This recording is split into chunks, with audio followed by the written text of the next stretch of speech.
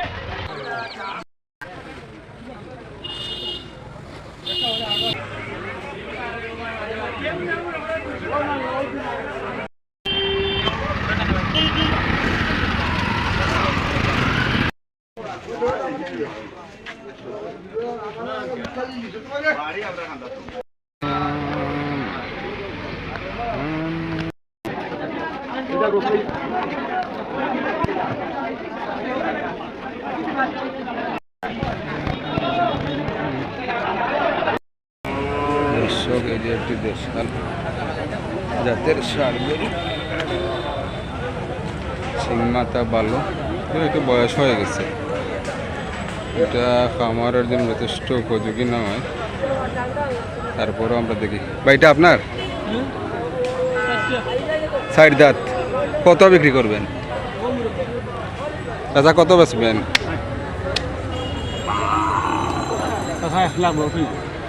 1,10,000। যে হোনাতে একটু খাল যাওয়াই দেখলাম, হিংদারা ভালো হয়ে যাব। যখন তো একটু দেখি আমরা ওই যে চাচা কত বললেন আপনি?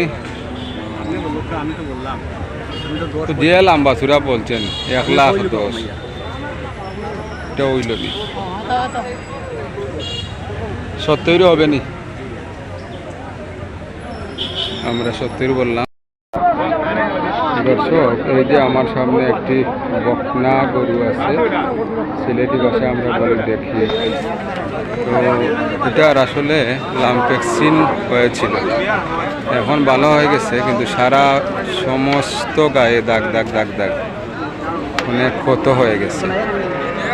তো আসলে বাজার হাটে এখন আসলে দেখা যায় প্রায় লাম্পেক্সিন দাগ চিহ্ন আছে, এরকম অনেক গরু পাওয়া যায়। তো আপনারা যারা আমার জন্য গরু কিনবেন, আপনারা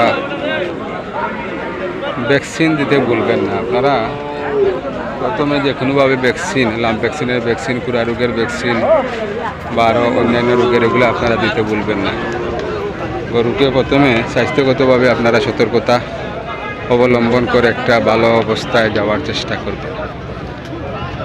চতুর্দিকে এখন দেখা যাচ্ছে লাম্পেক্সিনের আক্রান্ত গরু, ভালো হয়েছে এরকমই বেশিরভাগ দেখছি।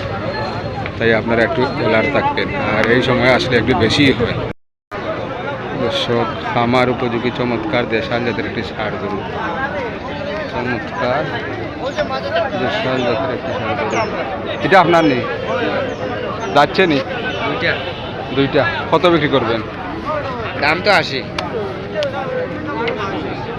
বাড়ি কোন জায়গায়? নোয়াপাড়া। দাম 80। 65 হবে নি ভাই?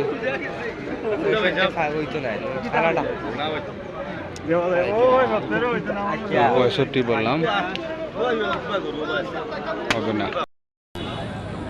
দর্শক, এই যে আরো একটি ছোট শাহিওয়াল ষাঁড় বাছুর, সম্ভবত 2 দাঁত হবে এরকম। কিন্তু আসলে যে জন্য এই ষাঁড় গরুটি ক্যামেরাবন্দি করলাম, যে একটু আগে বলছিলাম বাজারে আসলে এখন দেখা যায় প্রায় অনেক গরুতে এরকম পাওয়া যায় যে লাম্পেক্সিন হয়েছে, এখন ভালো হয়ে গেছে, কিন্তু সমস্ত শরীরে তার গায়ে দাগ দাগ দাগ দাগ কত চিহ্ন হয়ে গেছে এরকম। এই যে কথা বলতে বলতে আরেকটি ক্যামেরায় ধরা পড়লো, চিন্তা করলাম যে আপনাদের দেখাই। এই যে এটাও সমস্ত গায়ে, রুমাতেও একটু গোটা গোটার মতো আছে, আর অনেক জায়গায় দাগ দাগ দাগ দাগ, যেমন হচ্ছে যেন কেউ চাকু দিয়ে বা কাছের কোনো কিছু দিয়ে টান দিয়ে দিয়ে রেখে দিয়েছে। আসলে এগুলো লাম্পেক্সিন হয়েছিল, এখন ভালো হয়ে গেছে হওয়ার কথা। কিন্তু লাম্পেক্সিন এমন একটা রোগ, আসলে এটা হওয়ার পরে ভালো হইলেও এটা যে হয়েছিল তার প্রমাণ কিন্তু এটা ভালোভাবে থেকে যায়, এটা যায় না একবারে। ভালোভাবে গেলেও কিন্তু একটা প্রমাণ থেকে যায় এরকম।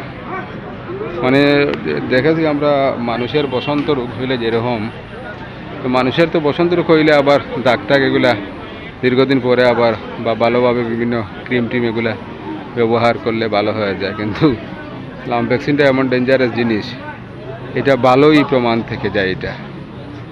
আর বলা চলে লাম্পেক্সিনে আক্রান্ত গরু কুরবানির জন্য আর